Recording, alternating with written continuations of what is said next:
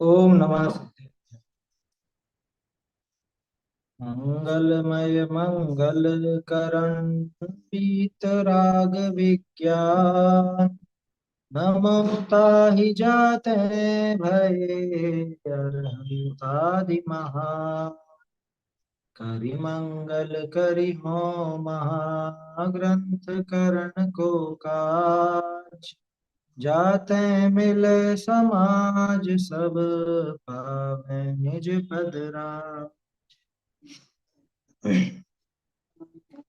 मिथ्या भाव अभाव तैं जो प्रगटे निज भाव सो जयवंत रहो सदा यही मोक्ष उपाय।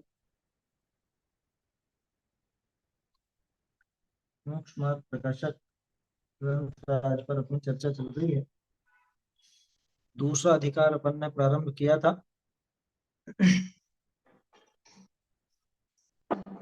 और दूसरे अधिकार के अंदर टोडरमल जी ने अभी तक अपने को अनादिकाल से कर्मों का बंधन किस तरह से है ये भी दिखाया।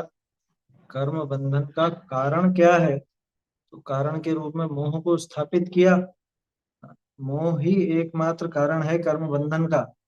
बाकी जगत में इस कर्म बंधन का और कोई कारण ढूंढने जाने की आवश्यकता नहीं है। जो दूसरे पर हम दोषारोपण करते हैं कि इसकी वजह से हमारे ऐसे कर्म बंधे, इसकी वजह से ऐसी कषाय हुई, इसकी वजह से ऐसा ऐसा फला फला काम हुआ, वो सब झूठी बात है।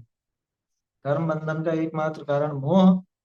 फिर उसके बाद कर्म बंधन बंध गया, अब कर्म तो क्या होगा, तो सत्ता में कैसे पड़ा रहता है वो भी वहां देखा है ना। सत्ता में किस तरह की अवस्था होती है कर्मों की, वो भी अपन ने देखी।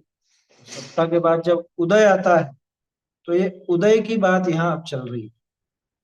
अब उदय की बात में भी द्रव्य कर्म की बात हुई, भाव कर्म की बात हुई, नो कर्म की बात। जब ये द्रव्य कर्म, भाव कर्म, नो कर्म की बात हो गई, तो अब फिर इसमें बात चलती है। अलग अलग तरह का शरीर मिलता है, अलग अलग तरह की दशा होती है, तो उसमें नित्य निगोध इतर निगोध के संबंध में अपनी चर्चा चली थी। अनादिकाल से जो कर्म बंधे हुए हैं, वो अनादिकाल से किस तरह से उदय में आते हैं और इस जीव की कहानी कहाँ से शुरू होती है, ये अपन ने देखा था कि बहुत से जीव तो इस तरह के हैं जो आज तक निकले भी नहीं निगोद से। और अनंत काल तो जीव का निगोद में ही बीतता है। और वहां से निकले तो अन्य पर्याय भी धारण करता है। अन्य पर्याय धारण करता है तो अच्छा, और कब निकलता है? हर 6 महीने 8 समय में 608 जीव निगोद से निकलते हैं, नित्य निगोद से निकलते हैं। लेकिन नित्य निगोद से निकल गए इसका ये मतलब नहीं है कि वापस से उसको फिर निगोद में नहीं जाना पड़ेगा, है ना। ऐसे भ्रम में नहीं रहना। नित्य निगोद से निकला तो सही, लेकिन घूम फिर करके वापस से उस निगोद में जा सकता है। नित्य निगोद से निकला, अन्य एकेंद्रीय बन गया। अन्य एकेंद्रीय के साथ ये उसमें जो पृथ्वी का एक बन गया, जल का एक बन गया, या अग्नि का एक, वायु का एक बन गया, या प्रत्येक वनस्पति के रूप में पैदा हो गया। ये सारी दशाएं धारण कर और फिर से निगोद में जा पहुंचता है। फिर से निगोद में जा पहुंचता है, उसका नाम है इतर निगोद।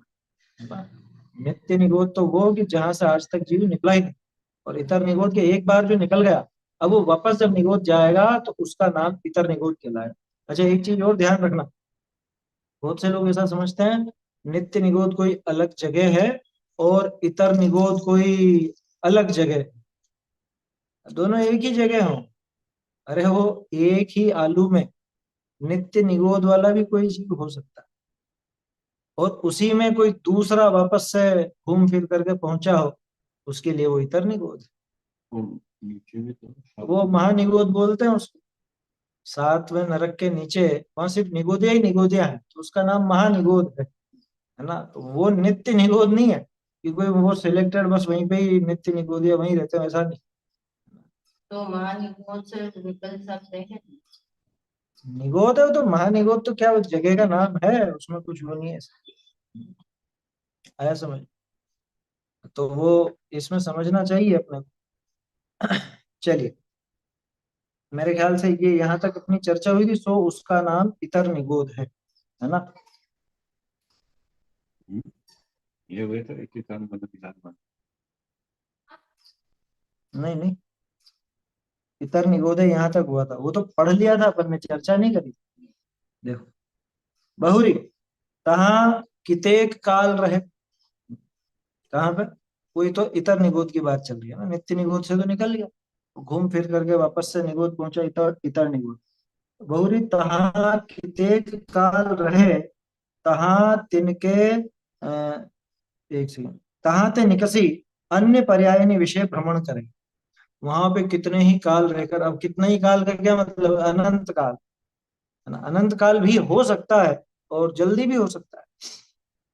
कोई ऐसा नहीं है कि कोई जीव वहां इतर निगोद में गया तो फिर से उसको अनंत काल रहना पड़े। मतलब वहां ऐसा नहीं समझना कि एक बार अगर इतर निगोद पहुंच गया तो वहां पे उसको अनंत काल रहना ही पड़ेगा, ऐसा बिल्कुल भी नहीं है। रहना पड़ भी सकता है और जल्दी भी निकल सकता है, उसके परिणामों के हिसाब से है वो सारा। देखो, हम्म, तहाँ कितेक काल रहे, तहाँ ते निकसी अन्य पर्यायनी विषय भ्रमण करे, अन्य पर्यायों में भ्रमण कर। अब देखना काल यहाँ पे, तहाँ परिभ्रमण करने का उत्कृष्ट काल पृथ्वी आदि स्थावरनी विषय असंख्यात कल्प मात्र है। क्या मतलब? कि अगर पृथ्वी का एक आदि बनता है, पृथ्वी का एक, जल का एक, वायु का एक, वनस्पति का एक, अथवा सॉरी, वनस्पति में प्रत्येक वनस्पति का, है ना? अगर ऐसा बनता है तो अधिक से अधिक कितना रहेगा कि असंख्यात कल्प मात्र। अब ये असंख्यात कल्प मात्र का क्या मतलब? एक कल्प काल कितना? एक कल्प 20 कोड़ा कोड़ी सागर। देखो, ये अवसर्पिणी और उत्सर्पिणी ऐसे दो चलते हैं ना। अवसर्पिणी 10 कोड़ा कोड़ी सागर का, और फिर उत्सर्पिणी भी 10 कोड़ा कोड़ी सागर का। दोनों को मिला करके एक कल्प काल कहलाता है। आया समझ में? दोनों को मिला के एक कल्प काल। और ऐसे कल्पकाल कितने हैं कि ऐसे कल्पकाल असंख्य, असंख्यात कल्पकाल तक क्या बना? पृथ्वी का एक, जल का एक, अग्नि का एक, वायु का एक, या प्रत्येक वनस्पति इनमें ही घूमता रहा असंख्यात है। अच्छा, और इसके बाद क्या होगा? लेकिन इसके बाद तो इसको निगोद जाना होगा। असंख्यात कल्प मात्र है। और द्विंद्रिय आदि पंचेंद्रिय पर्यंत त्रसनी विषय साधिक 2000 सागर मात्र है। समझ में ही बात? वो जो साधिक 2000 सागर देखा जाता है वो त्रस पर्याय की गिनती, अन्य स्थावर की नहीं। माने अगर कोई जीव त्रस बना है तो ज्यादा से ज्यादा कितना रह सकता है? कि ज्यादा से ज्यादा, ध्यान रखना, ज्यादा से ज्यादा, कम से कम की बात नहीं है। ज्यादा से ज्यादा अगर कोई त्रस बनता रहे, लगातार बनता रहे, तो साधिक 2000 सागर। और साधिक में क्या है? इस साधिक में वो मनुष्य और तिर्यंच की सारी आयु आ जाएगी, है ना? वो तो साधिक में आ जाएंगे। 2000 सागर तो वो देव और नारकियों के ही हो जाते हैं। उन दोनों की, मतलब उनके भवों की आयु मिला करके ही 2000 सागर हो जाते हैं। और बाकी जो मनुष्य और तिर्यंच की बात है, वो साधिक में आ जाता है, स अधिक, अधिक थोड़ा सा ज्यादा। ठीक है? माने अगर निगोद से निकला है और निगोद से निकलकर लगातार त्रस बने, तो कब तक बनेगा? कि साधिक 2000 सागर। स्थावर बने बिना साधिक 2000 सागर रह सकता है। रहेगा या नहीं है? एक पर्याय मिली त्रस बने की, चींटी बना, मर के निगोद में पहुंच गया वापस। कहाँ मिली साधिक 2000 सागर? आया समझ में? तो वो अधिकतम है, अधिकतम की सीमा है। और अगर एकेंद्रीय ही बनता रहे तो, एकेंद्रीय बनता रहे असंख्यात कल्प काल, असंख्यात कल्पों तक। आया समझ में? इतने लंबे समय तक एकेंद्रीय बनता, उसके बाद क्या होगा? फिर तो वापस निगोद में जाना पड़ेगा। समझ में आई बात? नरक से दुगनी बार हाँ, स्वर्ग। नरक से लगभग लगभग दुगनी, दुगना काल, लगभग लगभग, एग्जैक्ट नहीं है वो, लगभग लगभग दुगना काल तो देव गति में जाएगा, अगर, अगर वो मतलब पूरे 2000 सागर व्यतीत करता है तो। क्या कह रहे हैं, क्या फिक्स नहीं है? स्वर्ग और नरक का काल, हाँ वो फिक्स नहीं है। फिक्स का नहीं मतलब, क्योंकि सादिक 2000 सागर ही फिक्स थोड़े ना, अधिकतम है भाई। 2000 सागर ही जब अधिकतम है, तो स्वर्ग और नरक का क्या फिक्स होगा? तो अंतर्मुख रेखी वापस हाँ, करना है। अभी लिखेंगे टोडर में, जगन ने तो अंतर मुहूर्त का। हम्म, देखो, हम्म, कहाँ परिभ्रमण करने का उत्कृष्ट काल, पृथ्वी आदि स्थावरणी विषय असंख्यात कल्प मात्र, और द्विंद्रिय आदि पंचेंद्रिय पर्यंत त्रसनी विषय, दो इंद्रिय से लगाकर पंचेंद्रिय तक के त्रसों में साधिक 2000 सागर है। और इतर निगोद विषय, इतर निगोद में अधिक से अधिक कितना रहेगा? इतर निगोद विषय 2.5 पुद्गल परावर्तन मात्र है। अब यहाँ एक दिमाग में ये प्रश्न बनता है कि 2.5 पुद्गल परावर्तन अगर वो इतर निगोद में रहेगा, मान लो अधिकतम, इसके बाद क्या होगा? इसके बाद वहां से निकलेगा, समझ में ही बात, कि इसके बाद तो तरस बनेगा। इतनी है बात, नित्य निगोद तो खत्म हो गया एक बार। नित्य निगोद तो अब वापस जाने का नाम नित्य निगोद नहीं, नित्य निगोद से सिर्फ निकलता है, जाता कोई नहीं। जाने का नाम तो फिर इतर निगोद में जाए, ठीक है ना? और इतर निगोद की सीमा भी अधिकतम कितनी? 2.5 पुद्गल परावर्तन। अब ये 2.5 पुद्गल परावर्तन समझ रहे हो कितना? ये देखो आगे, अच्छा इसके अंदर नहीं आया। 2.5 पुद्गल कल्पकाल, कल्पकाल तो जरा सा है। 2.5 पुद्गल परावर्तन माने अनंत काल हो गया, अनंत सागर हो गया उसको। आया समझ? एक द्रव्य परावर्तन, द्रव्य परावर्तन बोलो या पुद्गल परावर्तन बोलो, एक ही चीज है ना। द्रव्य परावर्तन और पुद्गल परावर्तन एक ही बात है। तो जो एक द्रव्य परावर्तन का आधा, उसको कहते हैं अर्ध पुद्गल परावर्तन, ठीक है? और ऐसा एक जो द्रव्य परावर्तन है उसको 2.5 गुना करो, तो वो है 2.5 पुद्गल परावर्तन। ये कर्णानुग की तकनीकी बात है ना, याद रहे तो अच्छी बात है। मतलब काल सबका समझ लो, कि अगर निगोद से निकला, और निगोद से, निगोद मतलब समझ गया ना, साधारण वनस्पति से, साधारण वनस्पति से निकल करके पृथ्वी का एक, जल का एक, अग्नि का एक, वायु का एक, अथवा प्रत्येक वनस्पति का एक बनता है, तो कितने समय तक बन सकता है? कि असंख्य कल्प का, ठीक है? त्रस की बात करें तो कि साधिक 2000 सागर। और वो जो निगोद है, साधारण वनस्पति, हम्म, वो निगोद में कितने समय रह सकता है? कि 2.5 पुद्गल परावर्तन, ये उसका रहने का अधिकतम समय। साधारण वनस्पति या निगोद एक ही बात। इतर निगोद छोड़कर 2.5 पुद्गल परावर्तन के बाद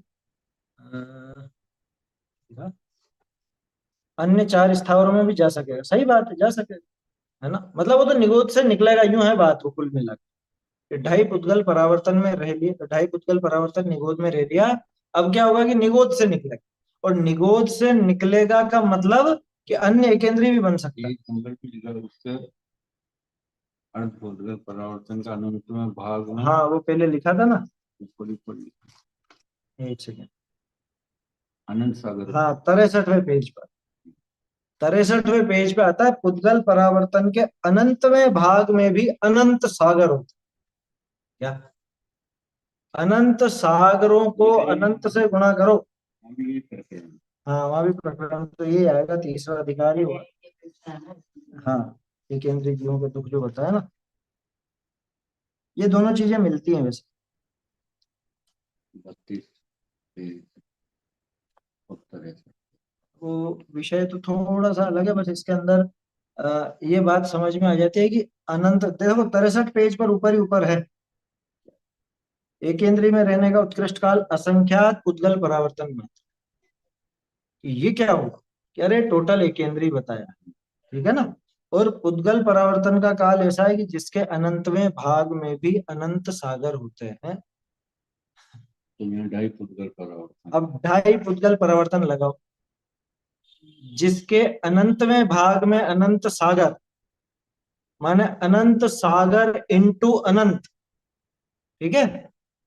अनंत सागर इंटू अनंत, ये तो हुआ एक पुद्गल परावर्तन। ए से इंटू ढाई, तो ढाई पुद्गल परावर्तन, समझ में आ गया? कुल मिला के अनंतानंत काल है, ये उपमा मान है, ये संख्या मान नहीं है ना। थोड़ा सा कर्णानुयोग का विषय है, याद रह जाए तो अच्छा है। देखो देखो, इसमें क्या है, इसमें एक तो केवल ज्ञान की महिमा अपने को ख्याल में आती है, ये जो अनंत है उसमें भी भेद करके बता रहे हैं। अब अनंत में क्या ढाई और आधा है, मतलब उसमें भी अनंत काल है ना, अर्ध पुद्गल परावर्तन में भी अनंत काल है। तो अर्ध क्यों कहना और ढाई क्यों कहना, कि नहीं केवल ज्ञानी जानते हैं अलग। यही तो विशेषता है केवल ज्ञान की, कि वो उस अनंत में भी। हाँ ढाई तो ज्यादा हुआ, लेकिन दोनों में अनंत काल है। एक पुद्गल परावर्तन के अनंत में भाग में भी अनंत सागर है। क्या, ये 63 नंबर पेज पर, चाहो तो नोट कर लो। 32 दूना 64 हो जाता है, लेकिन 63 पे कोई बात।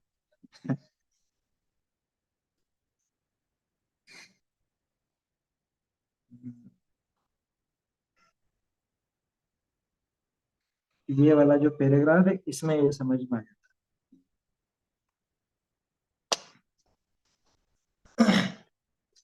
देखिए, बीच बीच में टोडर मल जी क्या ऐसे प्रकरण डाल देते हैं कर्णानुयोग के संबंध के, जिससे अपने को विषय की गंभीरता मालूम चले, है ना। उनका उद्देश्य कोई गणित सिखाना है वो नहीं है, लेकिन वो ये बताना चाह रहे हैं कि भैया देखो, इतना अनंत काल तो हमने वहां निगोद में बिताया है, और निगोद से निकल करके एकेंद्रीय स्थावर भी हुए, तो इतना इतना काल बिताया है क्या, और अभी भी नहीं सुधरे, तो वापस ही नौबत आने वाली है।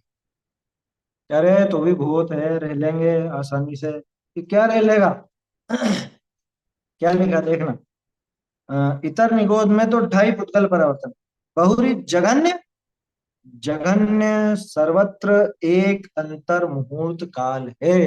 क्या मतलब, कि अगर कम से कम रहे कहीं पर भी, त्रस पर्याय मिली, कम से कम कितना रहेगा, कि अंतर मुहूर्त, कि निगोद में चला गया, कम से कम रह करके अगर निकलेगा तो, कि अंतर मुहूर्त, निगोद से निकल कर एकेंद्रीय बना है, कम से कम कितनी देर रहेगा, कि अंतर मुहूर्त तो रहे। इससे ज्यादा कि ज्यादा में बता दी, तीन गिनती है ना। त्रस पने की बात है कि वो निगोद से निकला हो चाहे एकेंद्रीय से निकला हो, त्रस पना मिला है, तो लगातार त्रस बने तो कितना, साधिक 2000 सागर, ये सबसे कम, ठीक है ना। मतलब न्यूनतम तो अंतर मुहूर्त, और अधिक से अधिक अगर त्रस बनता रहेगा तो साधिक 2000 सागर, उसके बाद नियम से ये एकेंद्रीय में जाता है, ठीक है ना, निगोद में जाता है। अब अगर निगोद में गया, तो इतर निगोद में कम से कम कितना रहेगा, कि अंतर मुहूर्त, अधिक से अधिक कितना रहेगा, ढाई पुद्गल बराबर, ठीक है। और निगोद से निकला हुआ है और एकेंद्रीय आदि में ही भटक रहा है, त्रस नहीं बन रहा, एकेंद्रीय में ही अलग अलग एकेंद्रीय बन रहा है, तो कितना काल, कि न्यूनतम तो वही अंतर मुहूर्त, और अधिकतम असंख्यात कल्प काल मात्र। तो सबसे लंबा समय किसमें, एकेंद्रीय में या निगोद में? निगोद में, है ना। निगोद ध्यान रखना, ढाई पुद्गल परावर्तन पड़ा है असंख्य कल्प काल से, क्योंकि कल्प काल जो है उसमें तो गिनती है ना, 20 कोड़ा कोड़ी सागर की गिनती है एक कल्प काल में, और ऐसे असंख्य कल्प काल है। जबकि पुद्गल परावर्तन अभी देखा ना अपन ने 63 नंबर पेज पर, एक पुद्गल परावर्तन के अनंत में भाग में भी अनंत सागर होते, लगा लो हिसाब। अब ये तो 10 कोड़ा को 20 कोड़ा कोड़ी सागर, और इसको गुणा कर लो असंख्य से, तो अनंत सागर नहीं बनते। परावर्तन का मतलब, ये तो बड़ा भारी प्रश्न पूछ लिया। परावर्तन क्या है, देखो पंच परावर्तन है, बहुत लंबा समय होता है। परावर्तन का मतलब यूं समझो, 5 प्रकार का परावर्तन है, पंच परावर्तन। अब बात चली तो संक्षेप में बता देता हूँ। द्रव्य, क्षेत्र, काल, भव और भाव, ठीक है ना। ये पंच परावर्तन, इसके ऊपर पुस्तकें भी निकली है, अलग से देख सकते हो। पंच परावर्तन, पंच भाव नहीं। देखो अब इसमें क्या है, सबसे छोटा होता है द्रव्य परावर्तन, जिसको अपन उद्गल परावर्तन के नाम से यहाँ पे पढ़ रहे हैं, है ना। उद्गल परावर्तन के नाम से अपन जिसको जानते हैं वो है द्रव्य परावर्तन।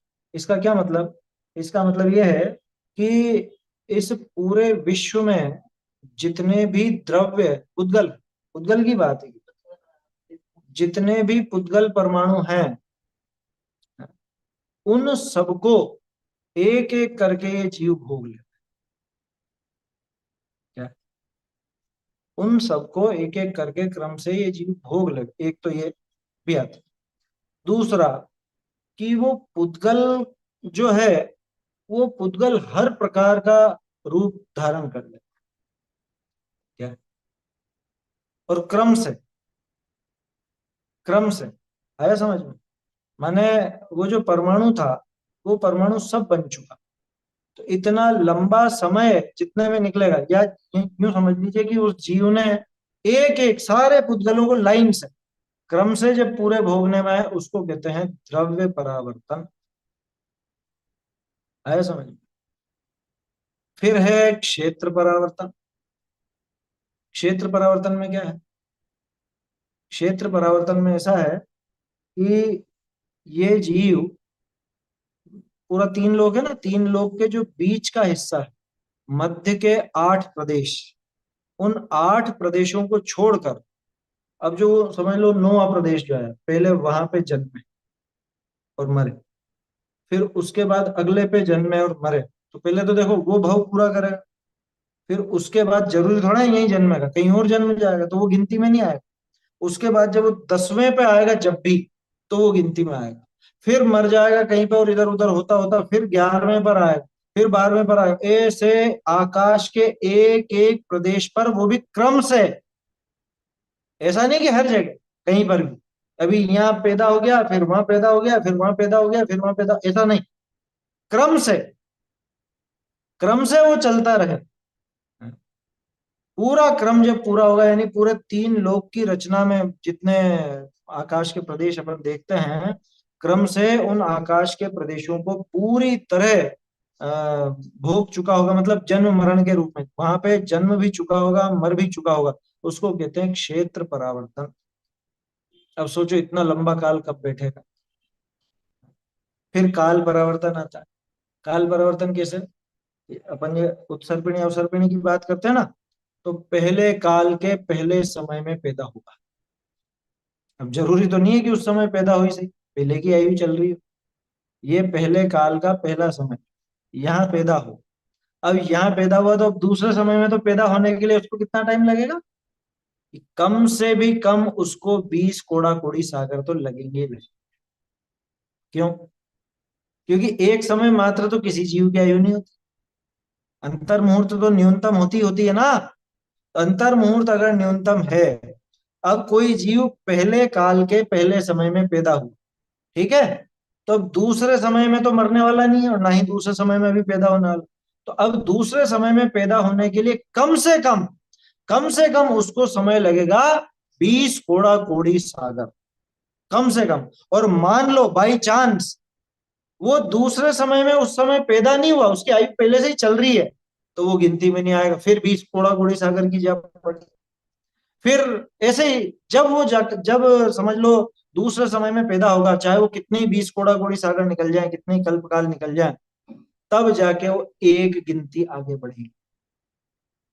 ठीक है? फिर वो पहले काल के तीसरे समय, चौथे समय में, पांचवें समय में, छठे समय में, ऐसे लाइन से हर काल के हर एक समय में, ऐसे करते करते इधर तो छठे काल के अंत तक आवे, और फिर वापस रिवर्स वो छठे काल से पूरा करके पहले काल तक, मतलब वो सारे समय में पैदा हो चुका हो, तब जाके काल परावर्तन पूरा। फिर भव परावर्तन है। आया समझ में? भव परावर्तन और खतरनाक। कैसे? कि भव धारण करे, ठीक है ना। अब भव धारण करे तो ये तो सरल लगता है कि हाँ कोई सा भी वो बस भव धारण करने की, नहीं ऐसे नहीं। इसमें क्रम कैसे लगाओगे? क्रम ऐसे नहीं लगेगा इसमें। देखो 84 लाख योनियां है ना, 97.5 लाख करोड़ कुल हैं, ठीक है। अब जितने भी प्रकार के जीव हैं, वो हर प्रकार का भव धारण करे, और उसकी जितनी आयु होती है, न्यूनतम से लगाकर उच्चतम तक, वो सारी आयु बार बार प्राप्त करके, मरे जिए मरे, मरे पैदा हो, मरे पैदा हो, ये कंटिन्यू चलता रहे। जैसे मान लो कि कौन सा जीव गिन ले अपन, मान लो चींटी, ठीक है ना। अब वो चींटी की न्यूनतम आयु, अंतर मुहूर्त सब, तो अंतर मुहूर्त जो न्यूनतम आयु है, न्यूनतम आयु लेकर के पैदा हो, वो एक भाव गिना जाए।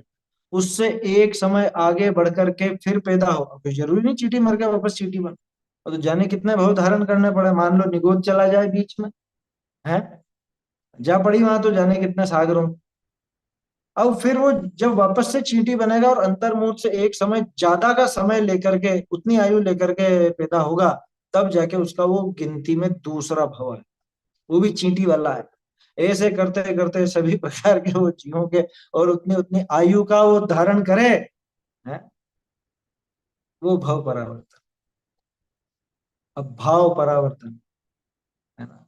अब भाव परावर्तन कैसा, हर प्रकार के भाव जहाँ ये धारण कर चुका, और हर प्रकार के भाव के लिए हर प्रकार का भाव भी चाहिए, समझ में ही बात। क्योंकि नारकी के जैसे भाव आप नहीं कर सकते, देवों के जैसे नहीं कर सकते, एकेंद्री के जैसे आपके नहीं हो। अब उसमें भी फिर वो लेश्या और वो तरह तरह की बहुत सारी गणित लगती है। कहने का अर्थ ये है, ये मैंने संक्षेप में बताया, विस्तार से आप पुस्तकों में पढ़ना, है ना। किशन चंद्र जी। किशन चंद जी की पुस्तक है पंच परावर्तन की, है ना, अलवर। अलवर वाले किशन चंद जी।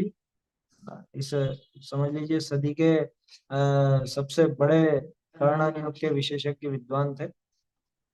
तो उनकी है पुस्तक, संजीव जी भाई साहब ने भी लिखी है शायद पंच परावर्तन की, मेरे ख्याल से, मुझे ध्यान नहीं आ रहा, शायद लिखी थी उसके ऊपर। हाँ ये भी है, मेरे ख्याल से कुछ था, है ना, होगा। तो है विशेष प्रकरण, ध्यान रखना, ये सबके लायक विषय नहीं है। सब लोग इसमें समय और बुद्धि मत लगाना, जिनके युवा लोग लगाए, है ना। अब आप तो कहोगे हम तो सभी युवा हैं खैर वो अलग बात है। समय ज्यादा हो और बुद्धि लगाने के लिए मतलब हो तो आप लगाओ, बढ़िया है, अच्छा है, सीखो, कोई दिक्कत नहीं। लेकिन जो अब मुख्य रूप से जिनको अध्यात्म ही प्रिय होना चाहिए, उनके लिए ये विषय नहीं, ठीक है ना। पढ़ तो और ले। पढ़ लो, यूं सामान्य रूप से पढ़ लो, याद पूरा रहने वाला नहीं, ठीक है ना। पढ़ना नियोग का विषय है, बारीक विषय, याद रह जाए अच्छी बात है, नहीं रहे तो भी एक बार पढ़ लो केवल ज्ञान की महिमा के लिए। और खास बात इसके लिए कि ऐसे अनंत अनंत परावर्तन हम पूरे कर चुके, बताओ, एक एक परावर्तन इतना भारी लगता है, हाँ? बाकी की तो फिर क्या गिनती है, क्या कह रहे हैं। हाँ ये पुद्गल परावर्तन में ये भी बात, जैसे पुद्गल परमाणु ग्रहण करें, है ना, द्रव्य कर्म नो कर्म, वैसे ही उतनी मात्रा में ही उतनी ही स्थिति तथा अनुभाग लिए पुद्गल परमाणुओं का ग्रहण, आया समझ, वो पुद्गल परावर्तन। द्रव्य परावर्तन प्लस नो कर्म परावर्तन इज इक्वल टू ये पुद्गल परावर्तन, ऐसा इसके अंदर और विशेष बात आती। कुल मिला के सीधी बात है, अनंतानंत काल है, अनंतानंत काल। कह दिया ना, टोडरमल जी ने बता तो दिया, एक पुद्गल परावर्तन के अनंतवें भाग में भी अनंत सागर हो जाते हैं। अब जिसको सागर की गणित मालूम है वो समझ जाएगा कि बस ठीक है, ये केवल ज्ञान गम्य काल है, ये अपनी गिनती में आने वाला नहीं है, है ना, ऐसा है, ठीक है। चलिए, तो जगन्य एक अंतर मुहूर्त काल है, बीच में एक रेज हैंड भी था ना, कोई प्रश्न था क्या किसका, मेरे ध्यान से उतर गया। हाँ बोलिए।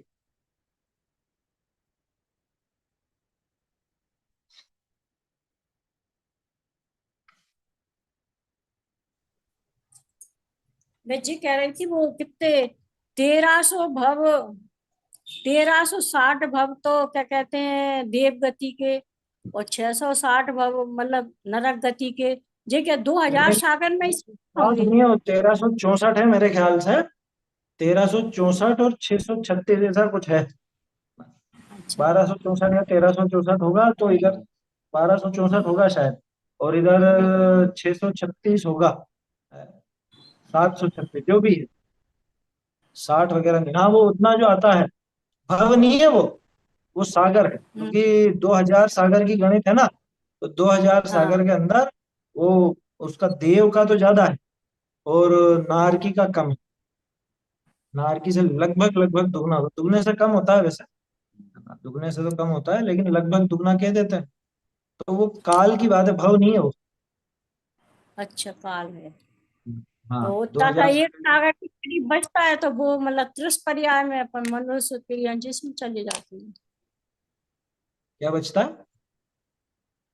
मतलब फिर 2000 सागर में वो कितना हाँ, 1900 कुछ चला गया ना, 1900 नहीं नहीं, सागर। ये देव और नारकी में 2000 पूरे हो जाएंगे।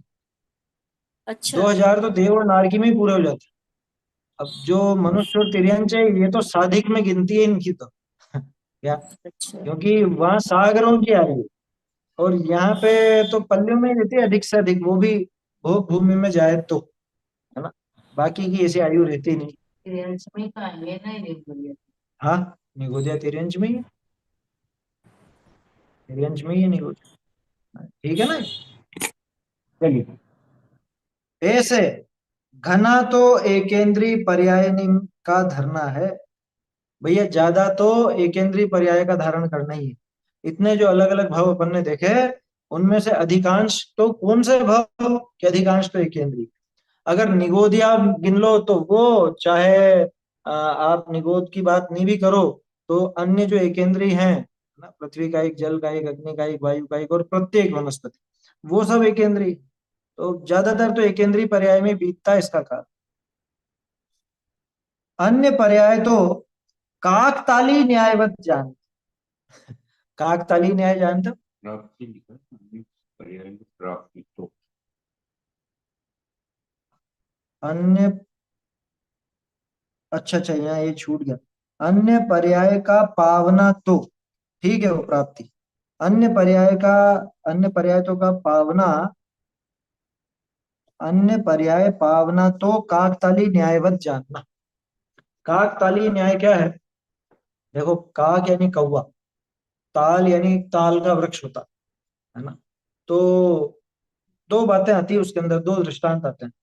एक तो क्या हुआ कि कौवा उस ताल की डाल पर बैठा, डाली पर बैठा, और उसके बैठते ही ताल का वृक्ष बहुत मजबूत, ताल का जो फल है वो फल बहुत मजबूती से जुड़ा हुआ रहता है, ऊपर से आसानी से टूटता नहीं। लेकिन कौवे का बैठना हुआ और इधर किस्मत से ताल का वो फल जो था, उस फल का गिरना हुआ, डंठल से टूट करके गिरना हुआ। एक दृष्टांत तो ये आता, ठीक है ना, मतलब किस्मत की बात है। जो आसानी से चीज नहीं टूटती, वो कौवे के बैठने मात्र से टूट गई।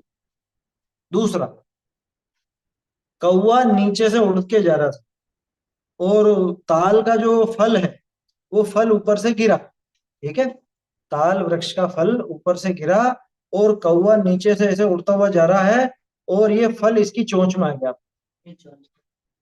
समझ में ही बात, मतलब इधर कौवे ने चोंच खोली और इधर से वो ताल का फल गिरा और उसकी चोंच में आ गया। बोलो, ये कहलाता काक ताली न्याय। ये किस्मत की बात है, तो समझ में आ रही है ना बात, ये तो किस्मत वाली बात है। यूं कह लो, अंधे के हाथ बटेर लग गई, ये आज की जमाने की कहावत के हिसाब से है। ये काक ताली न्याय इस तरह से, माने प्योर किस्मत और कुछ भी नहीं होता। या काक ताली न्यायवत की, ये तो चांस की बात है, बन जाए तो बन जाए, है? तो उसके ऊपर बंदर उछले तो वो फल नहीं टूटे और ये कौवे के बैठने से टूट गया। या कितना ही अच्छा समझ लो, निशानेबाज हो, कैच करने वाला हो, वो नहीं कर पाया और कौवे की चोंच में आ गया वो फल। ये काक ताली न्याय, ठीक है। तो अन्य पर्याय का पावना तो काक ताली न्यायवत जान, क्या मतलब कि किस्मत से मिल गया। इस संबंध में मैं एक उदाहरण लिया करता हूँ, क्या, कि बंगाल की खाड़ी में तो डालो धागा और अरब सागर में डालो सुई, ठीक है ना, लकड़ी की सुई। पहले इस सुई के मामले में मात खा चुका हूँ, इसलिए लकड़ी की सुई, लकड़ी की सुई जिसमें छेद हो वो डालो, क्योंकि लोहे की होगी तो नीचे बैठ जाएगी, वो उनका मिलना नहीं हो सकेगा। अब वो बंगाल की खाड़ी से धागा बहता बहता, या ये सुई भी बहती हुई और वो धागा सुई में, सुई के छेद में से निकल जा रहा, बोलो, संभव है या नहीं है? ये संभव तो है, लेकिन असंभव जैसा है। ये तो किस्मत की बात है कि बहता बहता वहीं पे पहुंच गया, और ये भी बहती बहती सुई पहुंच गई वहां पे, और ये धागे में से, ये धागा सुई के छेद में से निकल चलो संभव सकता काटता है। गया। नहीं, कुछ भी हो संभव, क्योंकि कौवे इतनी ऊंचाई पे उड़ते नहीं। उसकी चोंच तो नीचे रहती है, उड़ते थे। हाँ, ये भी बात है। हाँ, कौवे की चोंच उड़ते समय नीचे की तरफ रहती, तो कौवे की चोंच में वो फल आ जाना, ये भी बिल्कुल असंभव जैसा काम। और बहुत बड़ा रहता, देखिए वो तार का। हाँ, अब उसका जो भी है, अपन ने देखा नहीं, नाम ही सुना है पर, है ना? ये सब तो कहने का अर्थ ये है कि बिल्कुल असंभव जैसा काम, असंभव तो नहीं, लेकिन असंभव जैसा, है ना? वो कहते हैं जैसे once in a lifetime, ऐसा चांस है कुछ, लेकिन किस्मत से मिल गया इसको, जाने कैसे बन गया, कि जाने कैसे त्रस बन गया, ये केंद्रीय से निकल करके जाने कैसे त्रस पर्याय प्राप्त हुई। ये दुर्लभता हमें मिली है क्या? पड़े हुए थे जाने कहाँ पे किसके कुकर में, उबलते नहीं तो अभी, समझ में ही बात, जाने कौन किसके खा जाता, विचार करो। अरे ऐसे ही और दूसरे जीव भी खा जाते, ऐसी दशा जाने कितनी बार अपन ने भोगी है। और अभी ये मनुष्यपना मिल गया, थोड़ा उड़ने का उदय मिल गया, तो ऐसा संतुष्ट होकर बैठ गए अपन तो कि भाई ठीक है, यही चलता रहेगा हमेशा। मत भूलो, ये समागम हमेशा नहीं रहेंगे, है ना? ये रहेंगे तो जरूरी नहीं कि मैं रहूं, ये भी रहे, मैं भी रहूं, तो जरूरी नहीं कि मेरे भाव ऐसे रहे। ठीक है ना? ये हमेशा याद रखने की बात है। अन्य पर्याय का तो पावना काक ताली न्यायवत जान, या प्रकार इस जीव के अनादि हिते कर्म बंधन रूप रोग भया है। अनादिकाल से इस जीव को कर्म बंधन रूपी रोग लगा हुआ है। ये रोग इसको अनादिकाल से लगा है, लेकिन अभी मौका है इस रोग को दूर करने का। ये अवसर हमको मिल गया क्या? किस्मत से ये अवसर हमको मिल गया है, तो ये रोग दूर कर लेना भैया, है ना? और रोग के लिए तो अपन खूब दौड़ते हैं इधर उधर क्या, लेकिन इस रोग के लिए कहीं दौड़ने की जरूरत नहीं है, सिर्फ समझने की जरूरत है इस रोग को दूर करने की। ये गजब की बात है। ये अपनी, मतलब अपने लिए एक बहुत बढ़िया प्लस पॉइंट है। इसके लिए भागम भाग नहीं करनी है। शरीर के रोग के लिए तो पता नहीं कहाँ कहाँ जाना पड़ेगा, हाँ? दिल्ली, मुंबई, बड़े शहरों में जाना, वो विदेश जाना पड़ता है, जाने किस किस की शरण लेनी पड़े। लेकिन ये जो भवरोग है, इस भवरोग की दवा वो कहीं और नहीं मिलेगी, वो खुद के पास ही पड़ती है, यहीं से मिलने वाली, तो वो काम कर लेना चाहिए। इति कर्म बंध निदान वर्णनम, इस प्रकार से कर्म बंध का निदान पूरा बताया, है ना? निदान का सामान्य अर्थ तो कारण होता है, लेकिन निदान शब्द के लिए एक बहुत बढ़िया शब्द है इंग्लिश में, डायग्नोसिस। निदान केंद्र बोलते हैं उसको, डायग्नोस्टिक सेंटर बोलते हैं ना, जहाँ पे सभी तरह की जांचें होती हैं। आया समझ में? जांचों में मल की जांच, मूत्र की जांच, खून की जांच, और पता नहीं कौन कौन सी जांच, बेकार काम है वो सब, है ना? लेकिन डायग्नोस्टिक मतलब उसका पूरा डायग्नोसिस की जाती है उसकी, कि ये क्यों हुआ, कैसे हुआ, किस स्तर पर है, और ये आगे बढ़ेगा या घटेगा, इसका क्या उपाय है, वो सारी चीजें उसमें पता चलती है। ठीक इसी तरह से ये टोडरमल जी ने कर्म बंधन का पूरा निदान बता दिया। निदान में क्या क्या चीज आ गई? एक तो ये अनादिकाल से लगा हुआ है ना? ये बंधन अनादिकाल से, सबसे पहले ये बात, अनादिकाल से तो क्यों है, इसका कारण भी आ गया। अब अनादिकाल से बंधा, मोह के कारण बंधा, तो बंध करके किस रूप में रहता है, वो भी आ गया, सत्ता रूप अवस्था। और सत्ता जब पूरी होने को, सत्ता से निकलने वाला, तब क्या स्थिति रहेगी इसकी, उदय कैसा होगा, वो भी आ गया। ये पूरा डायग्नोसिस यहाँ पे टोडरमल जी ने दे दिया। ये है निदान, है ना? मैं समझता हूँ कि टोडरमल जी ने निदान शब्द का प्रयोग सिर्फ कारण के रूप में नहीं किया, वो उसका पूरा स्वरूप वर्णन, पूरा फुल डिटेल में उन्होंने सारा वर्णन किया, है ना? कारण मीमांसा जरूर इसको कह सकते हैं अपन, लेकिन सिर्फ अकेला कारण नहीं, बल्कि उसके अभाव का उपाय क्या होगा वो भी तो बताया। आया समझ? चलिए आगे बढ़ते हैं। अब अगला प्रकरण है कर्म बंधन रूप रोग के निमित्त से होने वाली जीव की अवस्था। ये कि ये बात तीसरे अधिकार में भी मिलेगी, दोनों में अंतर है। लेकिन अभी टोडरमल जी अपने को ये दिखाएंगे कि इन इन कर्मों के उदय में जीव की ऐसी ऐसी दशा होती है। ठीक है, ये नहीं कहेंगे कि इससे दुखी होता है, वो ये बताएंगे कि ज्ञानावरणी का उदय है तो उसमें क्या काम होगा, दर्शनावरणी के उदय में क्या काम होगा, अन्य अन्य जो कर्म है उनके उदय में क्या काम होगा, किसी जीव की दशा होगी। ठीक है, तीसरे अधिकार में और दूसरे में यही अंतर। नहीं तो बहुत से लोग कंफ्यूज होते हैं कि दूसरे में भी यही था, तीसरे में कि नहीं है ये। तीसरे में जीव उनकी वजह से दुखी क्यों होता है ये बताया, अभी बता रहे कौन कौन सी दशा होगी, और तीसरे में बताएंगे कि इन दशाओं की वजह से जीव दुखी क्यों होता है। ये दूसरे और तीसरे अधिकार में मूलभूत अंतर है।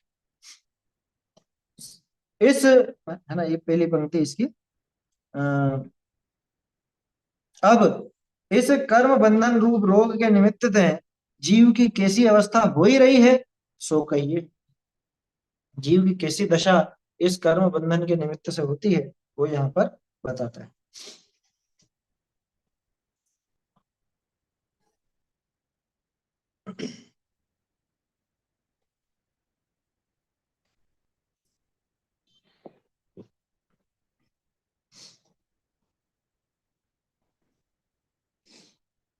देखो पढ़ता हूं मैं इसका, एक पैराग्राफ पढ़ेंगे।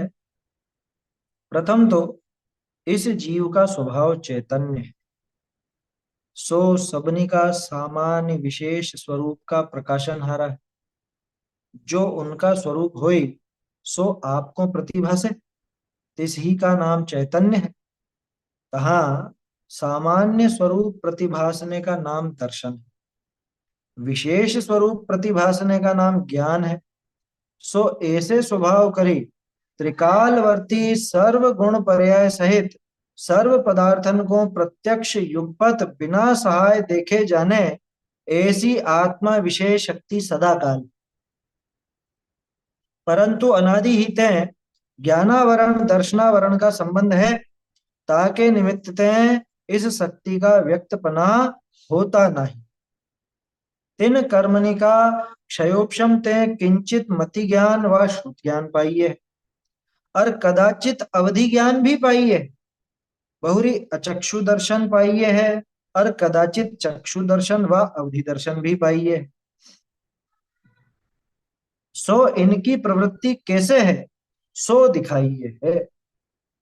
अभी यहीं तक देखते हैं अपन, आगे मति ज्ञान की प्रवृत्ति तो फिर देखेंगे।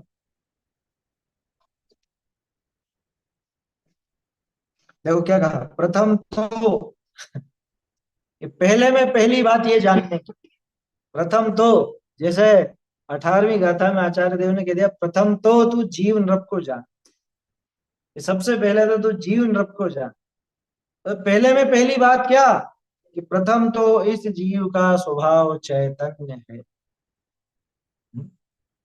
अब ये बात पढ़ने में ऐसी सीधी लगती है अपने को, पढ़ जाते हैं अपन, ये सबसे प्रमुख बात है।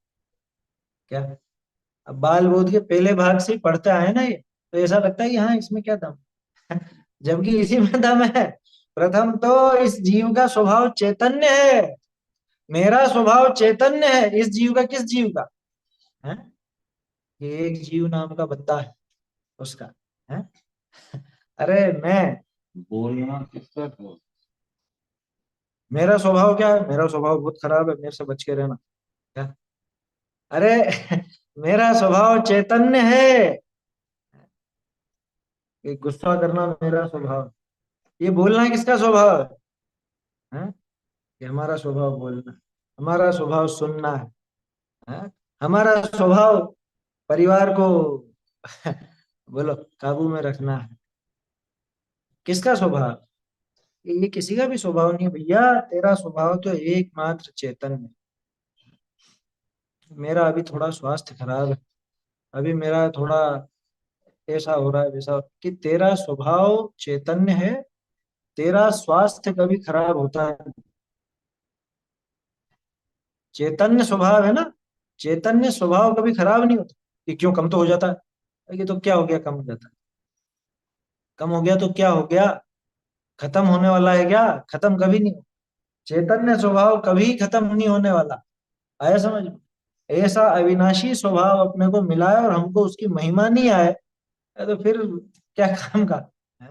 तो चेतन बनने का क्या अधिकार तुम्हें? ये गाथा जो है चेतना के गुण सदगम, हम्म 5-7 उसमें पंच परमागम में भी है, फिर ठाकुराजी में भी है, 18 सर्वम गंधम। हाँ, जो अलिंग ग्रहण की गाथा है, जिसमें जीव को चेतना गुण मसत्तम, चेतना गुण वाला कहा, और इतनी महत्वपूर्ण गाथा है कि पूरे मतलब कुंदकुंदाचार्य के तो हर ग्रंथ में, पांचों परमागम में है, मूलाचार में है, धवला जी में है, इसके अलावा भी पता नहीं कहाँ कहाँ होगी, वो तो देखें तो पता चले। तो उसमें क्या कहा है? उसमें जीव का स्वभाव चैतन्य है ये कहा है, और जीव का लक्षण भी चैतन्य बनाया है समझ में? जीवो उवोग लक्षणों नित्यम, ऐसा है ना समय सार जी की 24वीं गाथा, सवर्णुनाण दिठो, सर्वज्ञ भगवान के ज्ञान में दिखा है, क्या दिखा है? कि जीवो उपयोग लक्षणों नित्यम, कि जीव तो उपयोग लक्षण वाला है। कब है? कब है? कल कि आज कि पहले था? अरे नित्य नित्य नित्यम, नित्य ही, नित्य ही जीव तो चैतन्य लक्षण वाला है। प्रथम तो इस जीव का स्वभाव चैतन्य है। मेरा स्वभाव चैतन्य है, दुनिया भर की भाग दौड़ मेरा स्वभाव नहीं है। आया समझ में? घर संभालने का कर्ता मैं नहीं, परिवार संभालने का कर्ता मैं नहीं, बच्चे बच्ची को बड़ा करने का कर्ता मैं नहीं, माँ बाप की बात मानने का कर्ता मैं नहीं। हाँ अच्छा है, हम तो नहीं मानेंगे हैं? अरे अरे तू कौन मानने वाला या कौन ठुकराने वाला है? बोलने वाला तू नहीं, सुनने वाला तू नहीं, क्योंकि ये सारा पुद्गल का खेल है। समझ में आई बात? कि मेरा स्वभाव क्या है? अरे यहाँ तक कि अपन तो इतना तक कहते हैं, क्रोध आदि करना भी मेरा स्वभाव नहीं। तो वो जो विकारी दशाएं जो मेरी ही पर्याय में होने वाला है, वो दशाएं भी जब मेरा स्वरूप नहीं है, अन्य की तो क्या बात करें? बोलो क्या है अपना स्वभाव? गोरा होना या काला होना, वृद्ध होना, जवान होना, क्या है स्वभाव? कि नहीं देखो, अपन जैन है ना, तो अपना स्वभाव है रात्रि भोजन नहीं करना है। अरे ये सब व्यवहार के लक्षण है, बाहर की क्रिया के, ये कोई स्वभाव नहीं है अपना। आत्मा खाता ही नहीं, छोड़ेगा कहाँ से? जब खाया नहीं तो खाना छोड़ेगा कहाँ से? ध्यान रखना, शिथिल होने के लिए बात नहीं कर रहे हैं, ये बात चल रही है चैतन्य स्वभाव को देख। जीव तो जानने वाला ही है, जो खुद के विकारी भाव होते हैं उनको भी मात्र जानता ही है। अब ये और बात है कि उनको अपना स्वभाव समझ लेता है या उनमें अपना कर्तृत्व देखने लगता है, तो फिर वहां पर उनका कर्ता भी बनता है, फिर दुखी भी होगा, सारी बातें होंगी फिर। जितनी शक्ति है ना चैतन्य। चिति शक्ति है, चैतन्य शक्ति। तो प्रथम तो इस जीव का स्वभाव चेतन, ये बात सबसे पहले बिठाओ, क्योंकि सारा खेल इसी के ऊपर टिका हुआ है। सारा सारा का सारा खेल ये जो बता रहे हैं ना यहाँ पे, ये पूरा इस बात पे टिका हुआ है। प्रथम तो इसलिए सबसे पहले टोडरमल जी ने लिखा कि प्रथम तो इस जीव का स्वभाव चेतन है। और वो कैसा है? कि वह सबके सामान्य विशेष स्वरूप को प्रकाशित करना। क्या कहा? प्रथम तो इस जीव का स्वभाव चैतन्य है, सो सबनी का सामान्य विशेष स्वरूप का प्रकाशन हरा है, सबके सामान्य विशेष स्वरूप को प्रकाशित करने वाला है। सबके किसके? हाँ? पूरी दुनिया की। है समझ में? पूरे तीन लोक तीन काल संबंधी समस्त वस्तुओं के स्वभाव को प्रकाशित करने वाला है। कैसे स्वभाव को? सामान्य विशेष स्वरूप, उसमें आता सामान्य विशेष आत्मा तदर्थो विषय, सामान्य विशेषात्मक वस्तु उसका विषय है। किसका? चैतन्य, ज्ञान, ज्ञान का नहीं, उपयोग का, क्योंकि सामान्य विशेष दोनों दिए। विशेष भी दिया। हाँ, विशेष वाला तो ज्ञान में चला जाए, सामान्य जाएगा दर्शन। देखो, सो सबने का सामान्य विशेष स्वरूप का प्रकाशन आ रहा है, जो उनका स्वरूप होई सो आपको प्रतिभास है, तिसी का नाम चैतन्य है। कितनी सीधी परिभाषा। जो उन वस्तुओं का स्वरूप हो, क्या असंकुचित विकासत्व शक्ति। हम्म, हाँ, सब सारी शक्तियों सब सब में चैतन्य घटित होता है, सब में। ऐसा लिखा भी शायद उसके अंदर, ये 47 शक्तियां उस एक में ही घटित हो जाती है, एक ही गुण में घटित होती एक गुण में अनंत गुणों का रूप है, रूप है, झलकता है। रूप है। ऐसा एक गुण में अनंत गुणों का रूप, सारी शक्तियां सब में एक का दूसरे में रूप। जीव का अस्तित्व भी चैतन्यमयी, जीव की चैतन्य है, चेतना भी अस्तित्वमयी। चैतन्य वो अस्तित्वमय है कि नहीं? तो अस्तित्व आया ना, अस्तित्व का रूप आया ना उसमें। ऐसे ही सारे के सारे गुण एक दूसरे में झलकते हैं, सबका एक दूसरे में प्रतिरूप नजर आता है ना। ये बात तो दिखती है। उद्गल का अस्तित्व जड़मयी अस्तित्व, जीव का अस्तित्व चेतनमयी अस्तित्व। ऐसा देखो, तो क्या काम है, जो उनका स्वरूप है, किनका, उन वस्तुओं का जो स्वरूप हो, सो आपको प्रतिभासे, वो अपने आप को प्रतिभाषित हो, तिसी का नाम चैतन्य, उसका नाम ही चैतन्य है। यानी उनका प्रकाशन करना, उनको प्रकाशन करना माने कि हाँ हाँ मैं हूँ सबको प्रकाशित करने वाला, ऐसा नहीं। वो अपने आप में तो जो है सो है, लेकिन ज्ञान में वो सब झलकते हैं, इसका नाम चैतन्य। तहा सामान्य स्वरूप प्रतिभासने का नाम दर्शन है, विशेष स्वरूप प्रतिभासने का नाम ज्ञान है। सामान्य स्वरूप प्रतिभासने का क्या मतलब, क्या है सामान्य स्वरूप? क्या सामान्य स्वरूप माने क्या? देखो, इसको शब्द से एक बार समझ लो तो कभी जिंदगी में भूलोगे नहीं।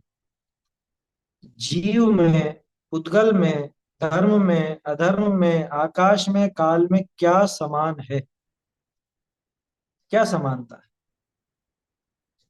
हम में और दूसरे जीव में, हम में और किसी पुद्गल में, हम में और आकाश में, धर्म में, अधर्म में, काल द्रव्य में, या किसी भी तरह के पुद्गल द्रव्य में क्या समानता है? सत्ता सत्ता एक समानता है कि वो सब हैं। ये सामान्य, प्रत्येक वस्तु का सामान्य क्या है कि वो है ना। आया समझ में? सत्ता मात्र, जैसे 6 सामान्य गुण कह सकते हो, लेकिन यहाँ पे सामान्य का अर्थ अस्तित्व, सन्मात्र, है ना, सत्ता मात्र। तो वो जो सत्ता है ना, उस सत्ता को ही वास्तव में सामान्य स्वरूप कहा जाता है।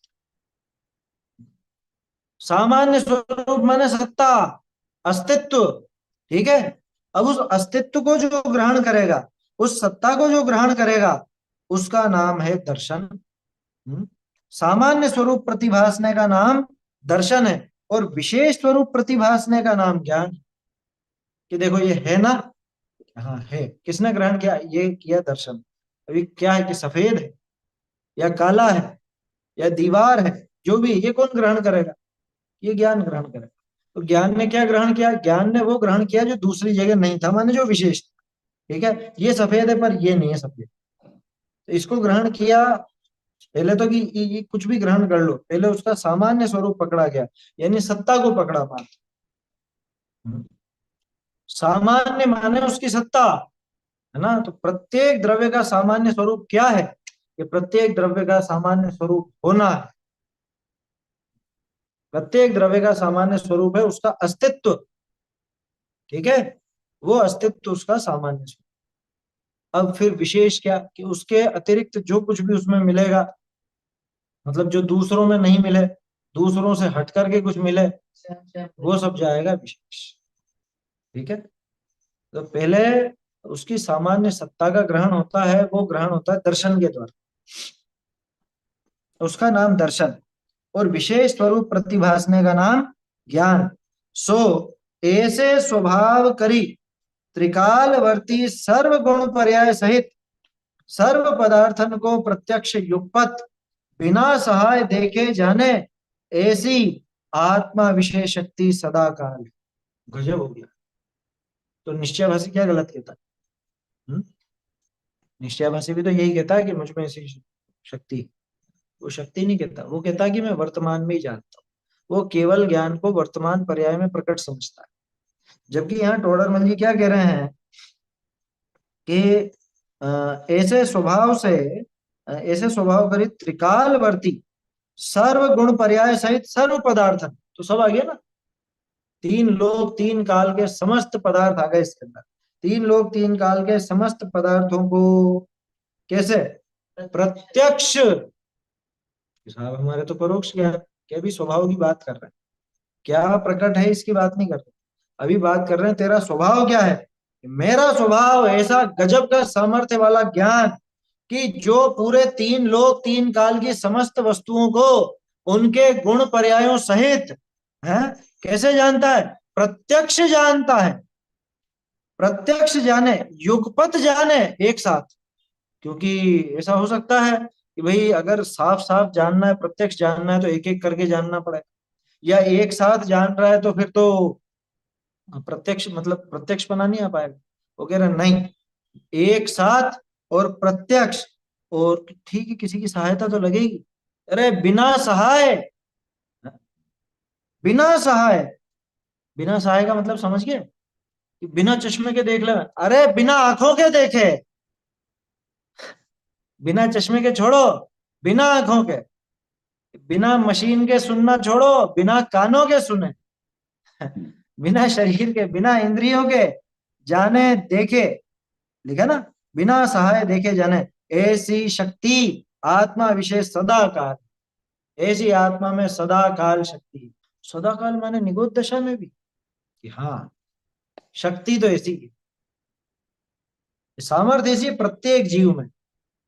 हाँ असहाय, असहाय का मतलब बेचारा है, असहाय माने जिसे किसी की सहायता नहीं चाहिए, जिसे किसी की भी सहायता की आवश्यकता नहीं है, वो असहाय है ना। असहाय बहुत गजब का शब्द है, लोगों ने तो उसका अवमूल्यन कर दिया, असहाय बेचारे जैसे अर्थ में लेते हैं उसको।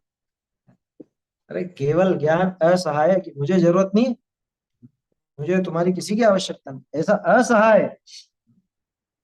बोलो कब है ऐसी शक्ति, ऐसी शक्ति तो सदा काल पड़ी हुई है, सदा काल। परंतु ये क्या हुआ सारी बाजी पलट गई।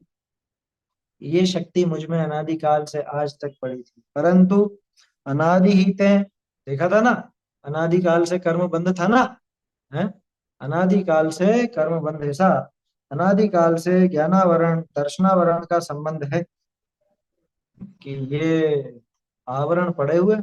शक्ति तो ऐसी गजब की कि पूरे तीन लोक तीन काल के पदार्थों को, समस्त पदार्थों को उनके गुण पर्याय सहित जान ले, लेकिन ज्ञानावरण दर्शनावरण का संबंध है, ताके निमित्तते इस शक्ति का व्यक्तपना होता नहीं,